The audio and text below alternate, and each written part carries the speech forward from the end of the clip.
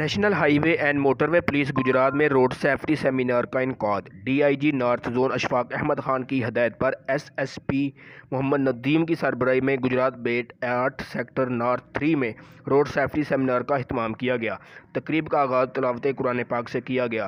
Road safety seminar میں شعبہ زندگی سے تعلق رکھنے والے مختلف افراد نے شرکت کی، جن میں حاجی محمد اعظم رحمانی، صدر آل پاکستان پارٹری ایسوسی ایشن، سابقہ ایم پی اے حاجی عمران ظفر، عبدالستار مرزا، سابقہ صدر پریس کلب گجرات، ریسکیو 1122 سے محمد فیاض، سینئر صحافی اعجاز احمد شاکر، اس کے علاوہ طلباء و طالبات، ٹرانسپورٹر اور صحافیوں کی کثیر تعداد، موٹر وے پولیس کے افسران، انسپکٹر طاہر رشید، اکاؤنٹنٹ ابرار ورق، انسپکٹر اشتیاق، انسپکٹر نفیس شفقت، انسپکٹر عابد مجید طور، اے سی پی حارث بٹ نے شرکت کی۔